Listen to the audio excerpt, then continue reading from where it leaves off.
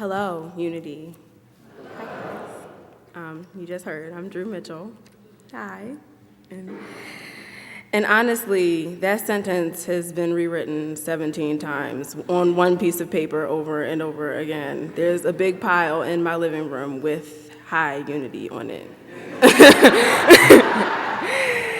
So it's been hard describing my time at Unity. And we actually stumbled upon Unity about 7 or 8 years ago as an obscure refuge. And to me, it was just an unfamiliar place to worship. My first impression of Unity was interesting and unusual at the same time. It was fine going from a place, as a royal family, part of the church clan, top head of everybody, then all of a sudden to the random individual at the back of the sanctuary.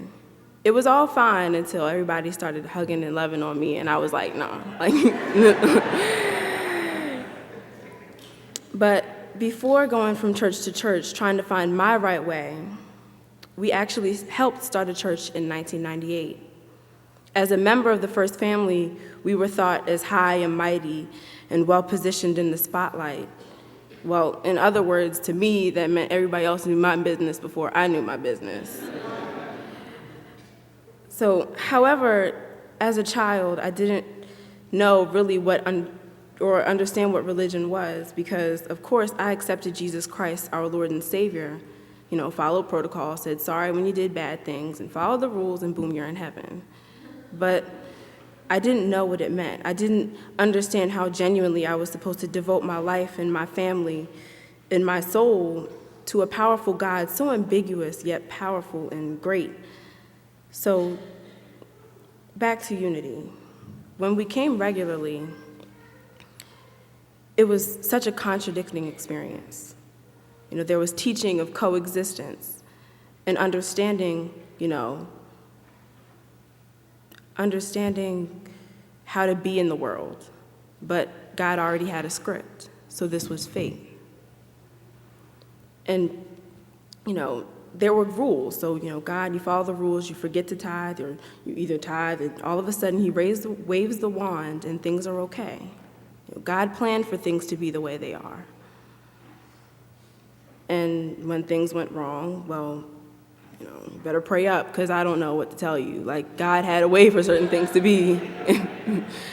But then Unity, they taught, coexistence and co-creation, and that says you control your thoughts and you control your outcome with God's divine guidance. And this was free will. So, 2 different theories, 2 different places with 2 different kinds of people. This sent me into a dark age of questioning about my religion. In my quest for self and God, I always remembered Matthew 17, verse 20. Because you have so little faith, truly, if you have a faith as small as a mustard seed, you can say to this mountain, move from here to there, and it will move. Nothing is impossible. I thought that meant, to believe in myself to make things happen. So I believed in myself. I created a barrier between myself and other people for every situation, refusing to be close to anyone, including God. So, multiple attempts, I tried to salvage my relationship with God, but I lost faith. Instead, instead of putting all of my faith in Him, I put the faith and responsibility on myself.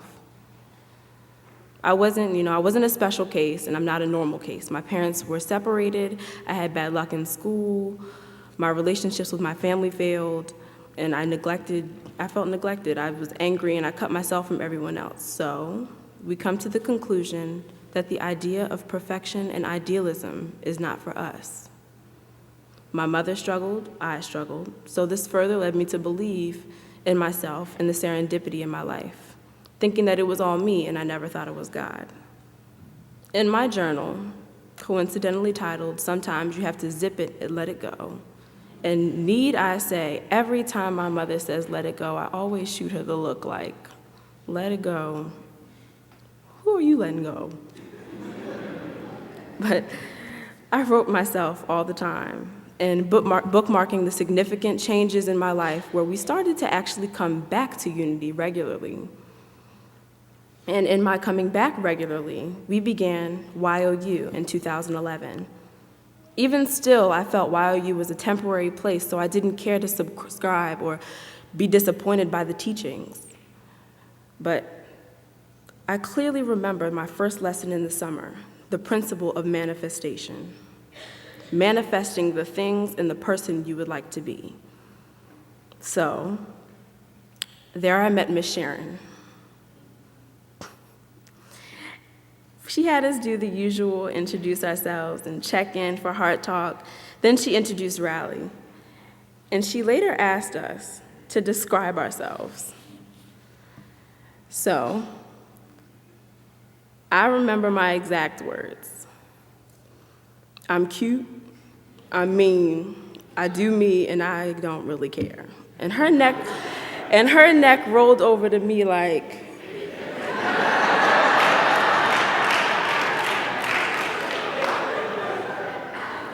and that's exactly why things are the way they are for you.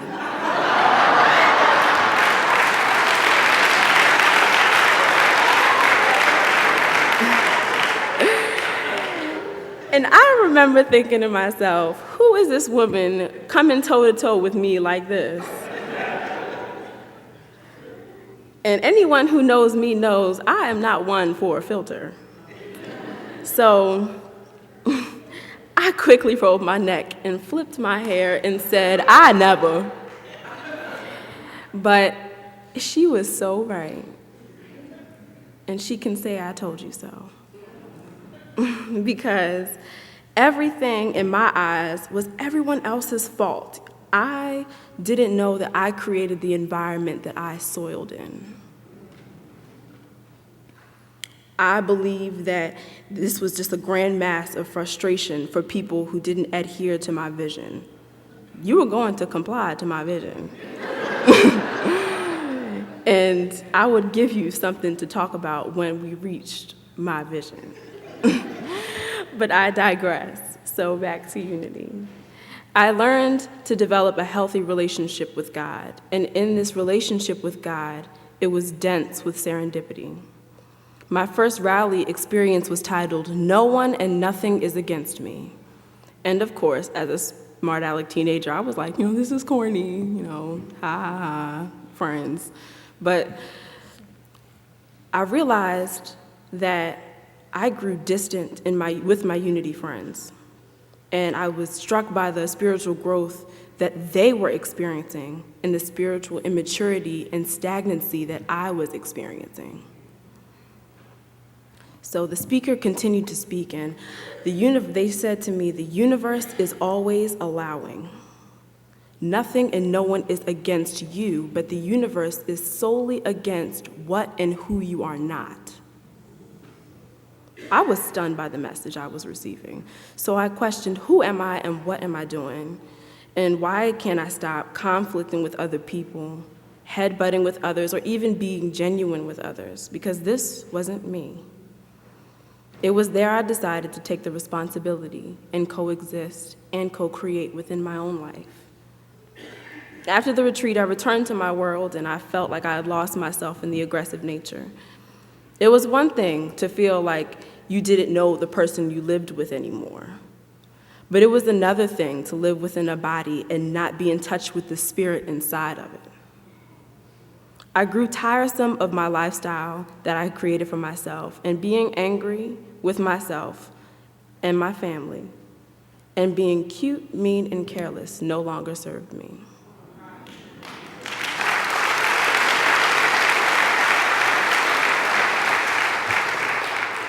As 2012 approached, the tension grew greater between myself and others.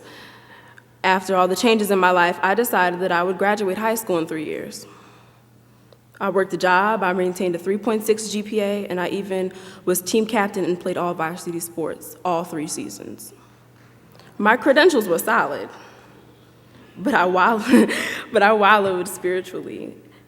I kept thinking, who do you want to be? How do you describe yourself? I asked God to create a thriving, ideal individual, to give me a sign of that I was doing something right, or even just for comfort or a sense of peace. So I turned to poetry. There was a poem by Strivers Row titled Strive, and it changed my life. It was a spoken word manifestation of my own personal key to co-creation. And the first line was, "There will be days when heaven doesn't seem so close, where your back is against the wall and it feels as though it will break." And I always felt like there was no tomorrow for me, fearing this imaginary pressure that brazed my back. I created the wall that was against my back. However, I learned that with the faith of a mustard seed, and God allowed me to create some direction, and I would eradicate my own walls and progressively, yet gracefully, lean towards my goals. The two men that spoke the poem shouted "strive, strive" at the top of their lungs, as I would do the same in anything I did. Wake up, strive. Adversity, strive. Give thanks and strive. I created the heaven on earth that didn't feel miles away, that would feel close to me. Of course, I was unsure of early graduation protocol, but I believed that I was going to do it. I did everything. I attended leadership clubs and became team captain of all of my varsity teams. I worked extra hours. I got another job. I began networking. I studied longer. And dare I say it, I began praying. The universe would always be in my favor, and I knew it. And I'd shout "strive" to the top of my lungs.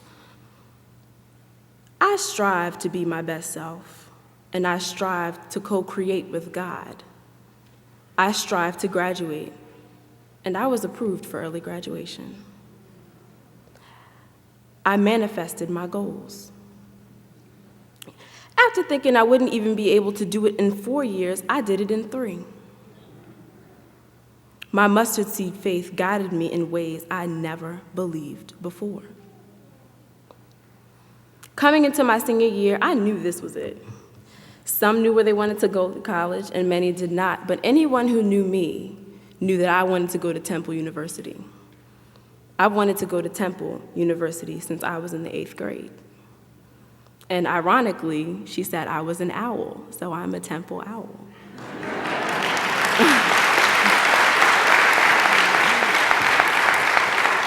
That was my ultimate goal, and that was my mentality to strive to make it. So in the fall of 2013, I've been accepted into 9 all of my colleges I've applied to, collected $450,000 in scholarship and grants, and I'm salutatorian of my class.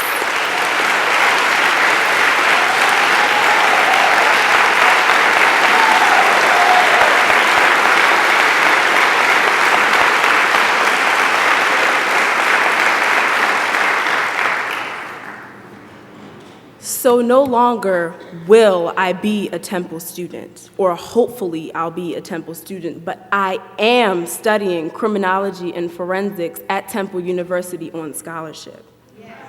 I no longer believed in just me. I believed in God and as my co-creator. I am a co-creator. I was able to create the responsibility and the control for my future. And this past Mother's Day with my mother, a woman came up to me and said, "Hey, beautiful, I have the gift of prophecy. You are doing God's work effortlessly.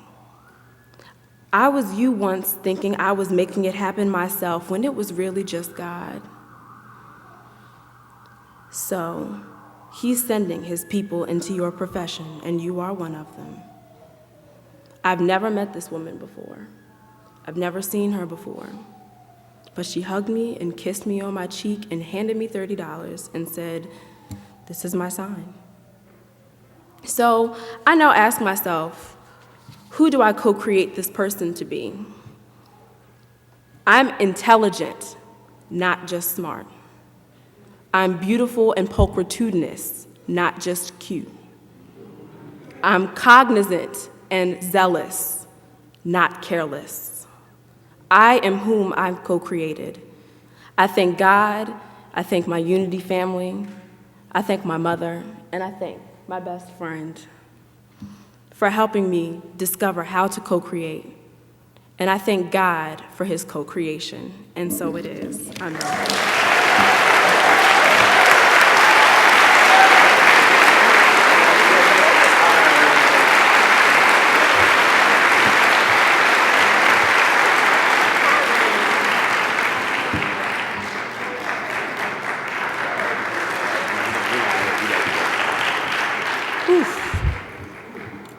Yep.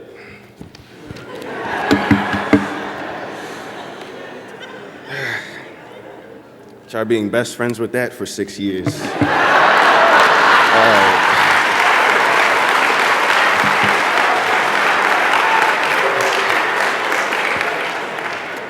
Good morning, Unity.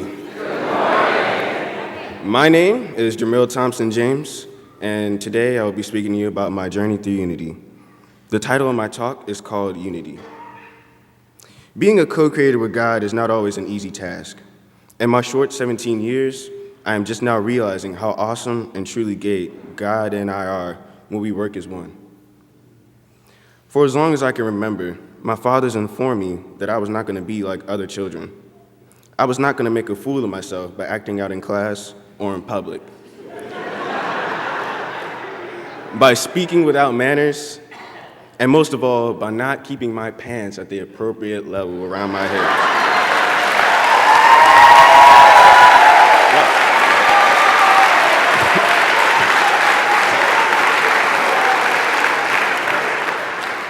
There were no questions or delusions that if I made a fool out of myself, that I was making them look foolish as well, and that was not acceptable in any way, shape, or form.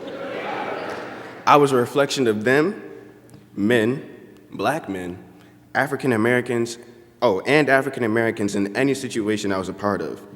Acting out of turn was to give other people ammunition that was not necessary. That is a lesson I still strive to live up to today. Of course, I didn't always do that, and the consequences, I had to face those. Another important thing my parents taught me was my relationship to and with God.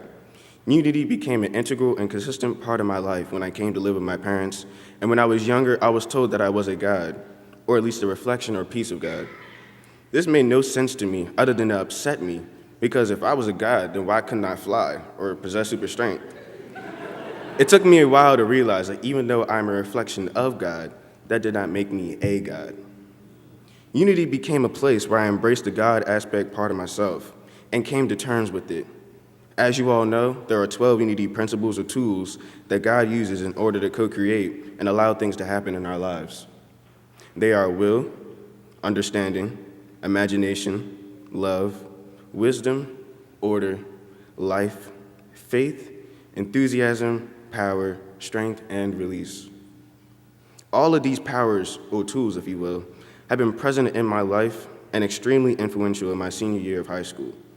However, only 3 of these tools I feel were the most present, the most in my life and throughout high school. The first tool I utilized with God was love. Whenever I think of love, I always think, do not do unto others what you would not have done unto yourself. Basically, treat others how you want to be treated, or the golden rule. This was a gigantic rule to learn growing up. It is a rule that I use every day because I always think about the future and planning things past the moment. This rule really taught me that karma exists and that our relationships with others extend far beyond one action or interaction. Love is not necessarily restricted to someone you develop a strong relationship to. That was something I had to learn as well. I interpret love as treating someone the exact same way you would like to be treated, because if we are all God and love God, then why shouldn't we be able to love each other and the God aspects of each other? Love is being able to forgive and getting over the perceived differences you think you have with someone. Love is being able to interact with anyone in a positive way. This tool or principle is much easier said than done. Trust me. As I have experienced high school, I have noticed people like to make themselves feel better by making someone else feel small, based on a perceived shortcoming. My freshman year, I was not the man with the most important labels on my body, so my classmates ragged on me daily. I bought into the lies they fed me, telling me I wasn't cool or had enough swag based on the clothes I wore. Unfortunately, I listened to those people and made the mistakes of buying the clothes they thought were cool just so they would leave me alone. I secretly hoped I would fit in, but even when I had the cool clothes, I wasn't cool enough. That made me realize that because I didn't love myself enough, I was not confident. Therefore, I allowed other people's thoughts to control mine.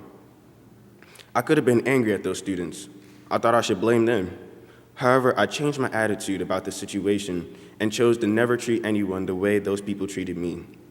As a result, I feel I have more meaningful and longer-lasting relationships with people because they know that I see them, not what they wear. The next principle I always think about is will. The first story I think about is the little engine that could. Everyone knows this story. A steam engine is trying to pull herself and her load over a hill. She asks bigger, stronger steam engines for help. However, she gets turned down. Finally, she realizes that she herself must believe, or else she won't get over the hill, no matter what. She tells herself, I think I can, I think I can. Believing in herself and tricking her mind into accomplishing something she previously thought impossible. We all have those hills in our lives that we deem impossible to get over, and we have all asked people we thought had more experience than us for help, thinking they could do it. However, in the end, all those people can tell us is what we already know, that life is a personal journey, and we have to make our own decisions and choices. Whenever I think of will, this Bible verse comes to mind. I can do all things through Christ that strengthens me. Philippians 4:13. This idea of all things are possible is so important to me because I've been running varsity track at Atherton High School for the last 4 years, and I specialize in the 400, although I participate in all events and relays. This Bible verse sustained me during practice when I was tired, sore, and thought I couldn't run anymore. This verse gave me the strength I needed to achieve the goals I had, which is becoming an all-state runner, and I did that my senior year. If you know me, you know I love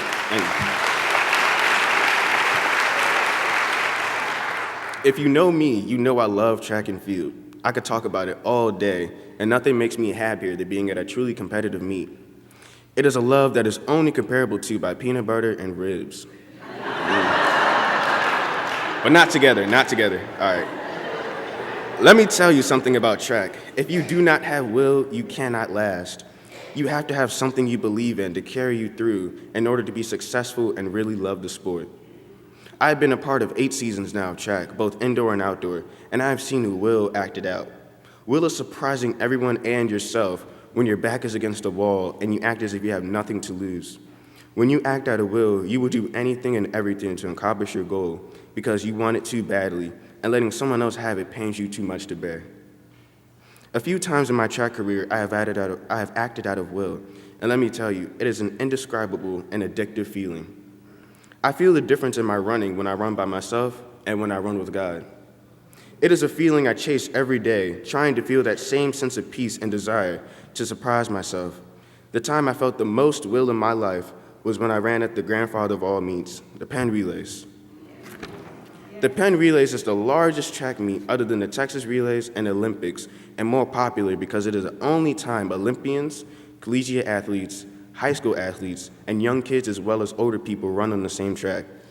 The atmosphere is electric, and the competition is so brutal that you must qualify months in advance in order to race. The racing is so serious that if you do not bring a team that runs a certain time, you will be disqualified for a certain number of years. Last year, my 4x4 team and I went down to Philly, excited and ready to race. This was our first year running at Penn's, and we wanted to make a statement. The day of the race comes, and we were all nervous beyond belief.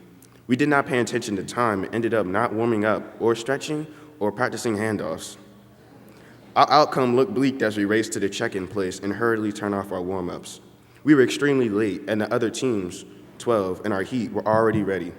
We were in the heat after the one on the track, and they were already on their second legs. We huddled together and prayed like we always do. Then it was our turn to race. The first leg of our relay, Miles, got out faster than he ever had before and fought for a front position. The crowd noticed and started making some noise. When he handed off to our second leg, Dylan, we were in the mix of the pack. I was the third leg because I was the second fastest, and it was my job to make up whatever was lost. and put us out in front so that our anchor Jamal could finish. Dylan ran excellently, sprinting past everybody to hand me the baton. However, our handoff was sloppy, and we ended up handing off behind the team who got in front of us. As soon as I took my first step, all the nervousness and doubts and fear left my body, and I simply ran. I caught the man who was in first, and then it was on. The crowd erupted, cheering, and the announcer was going off, yelling our names. This is what the pen relays was about, pitting two people against each other and seeing who had the most fight. We were neck and neck the entire way around the track, neither one of us willing to give an inch. Eventually, I passed him, but when I handed off to Jamal, I fell to the ground exhausted, but more proud of myself than ever before. I knew that I left everything on the track, and no matter what, I was happy with myself because I believed that there was no one who was going to beat me when I had the baton in my hand. No one. We ended up winning our section that day and earned medals and a plaque with our names on it that now is in my school. That feeling of oneness with God was an experience I will always remember. It was a true cooperation that left no fear or regrets. The last tool I utilized has been extremely influential in my life, my senior year of high school, and that is release. Let go and let God has been the mantra I tell myself every day when I wake up, and the results have been absolutely amazing. Senior year is a year that many people remember. It's a year we decide where we want to go to college, college, college, college. I hate that word so much. It is all that people have been asking me about since they realized I was a senior, and it is all that I hear at home and at school. The process is long and tiring, and you really do learn a lot about yourself afterwards. When I started looking at schools, I had 6: Towson University, Morehouse College, Xavier University of Louisiana, Salisbury University, Tuskegee University, and York College. All of these schools offered me things I thought I wanted. I really wanted to go to an HBCU no matter what.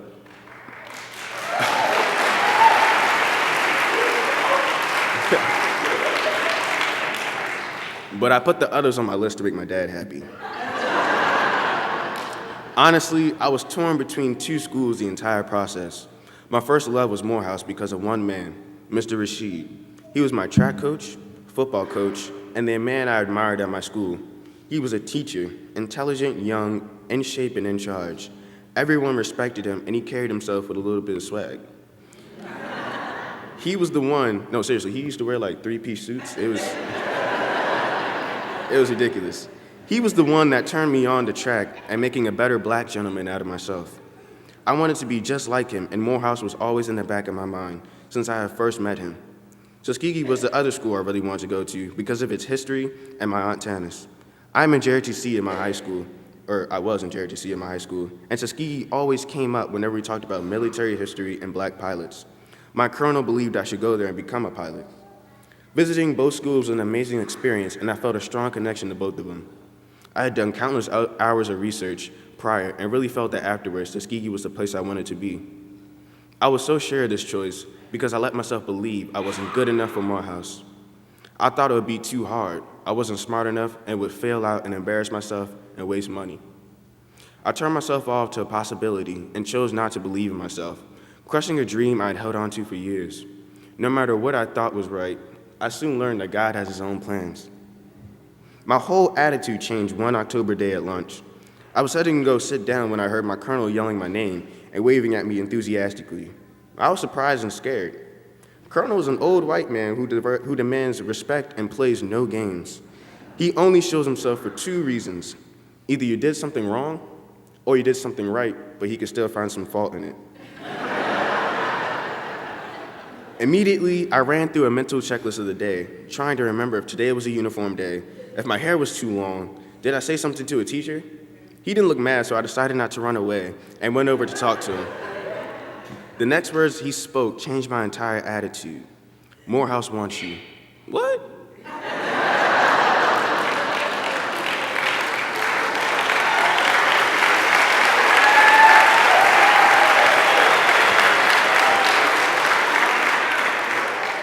I said that in my head. On the outside, I said, "Excuse me, sir?" Go to the media center, he said, throwing away my lunch and turning to leave. I was really hurt because I forgot my lunch at home that day and just spent $4 on that tray of food that he decided to dispose of. But that was pushed to the back of my brain when I registered with what he had just said. I walked to the media center, and one of the ladies I always talk to when I'm in there waved me over. Hey, Jamila. Colonel told me to tell you to go to Sergeant G and get a number from a Commander Estes and call him.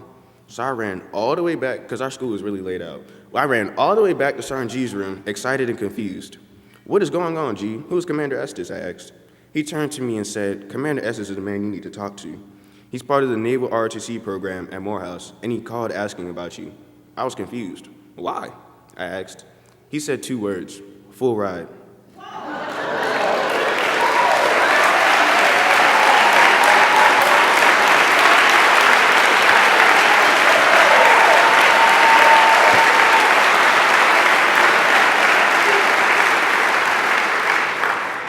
My mouth dropped. Wait, what? I thought I heard incorrectly. Look, Jay, he's been calling here asking about you. When he saw you apply to Morehouse and you mentioned your ROTC experience, he saw you were a leader and called myself and Colonel and asking about you. He knows you run track as well, and he asked us if you were officer material. We said yes, so you could run track and become a naval officer expense-free in college. Go call him. I was stunned.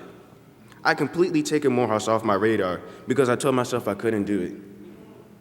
I let my dream go and hoped that God would get me accepted into the school at the very least. Now that Morehouse wanted me of all people, for free, I would be a fool to pass the opportunity up. I hadn't even been accepted into the college yet. It was only October, and I was being asked to be there and be an officer and run track for free. It was way too good to be true. I called Commander Estes that very day with my guidance counselor, and now 6 months later, 4 interviews, countless phone calls and emails, 1 acceptance letter later, I am officially going to Morehouse College.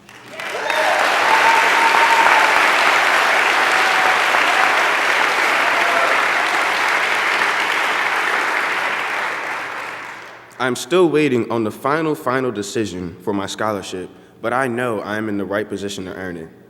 After that first phone call with Commander Estes, I cried when I got home. I was so overwhelmed that I could not control myself. I was so worried about not fitting in at Morehouse that I forgot the fact that Morehouse fit for me. After that, I never doubted God, and no matter what I did concerning the process for this scholarship, I allowed God in and never doubted myself again. I have been affirming this opportunity all year, and there is no reason to stop now. When we co-create with God, anything is possible. The reason I titled this speech Unity is because it means the state of being united or joined as a whole. That is the only way we can co-create with God, is if we unite ourselves in a whole sense and allow God in. What I've learned on my journey so far is whether it was trying to fit in at school, running track, or believing in myself, the truth is, we are depending and believing in ourselves when we call upon God, because we are God, whether we know it or not. Thank you.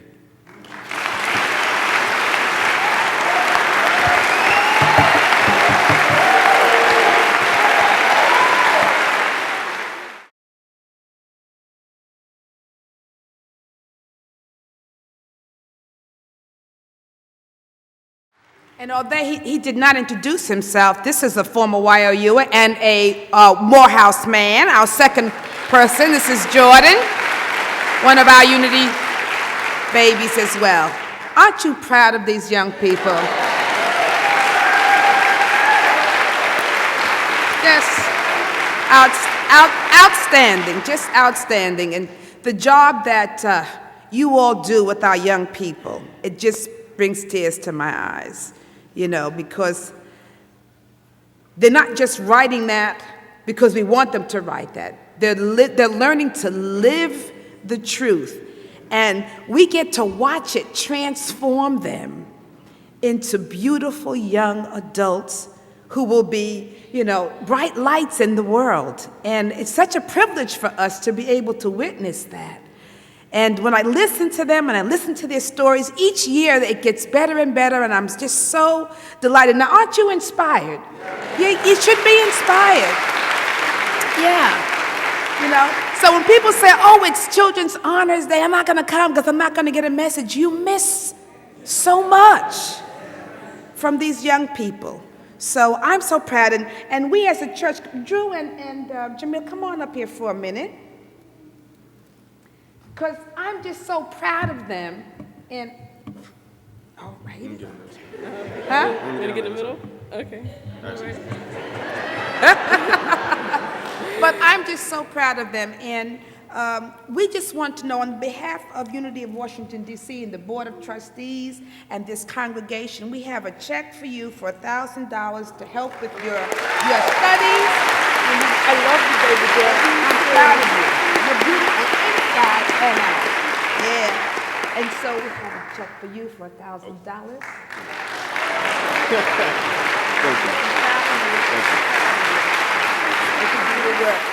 So, thank you. Let's give them a wonderful round of applause.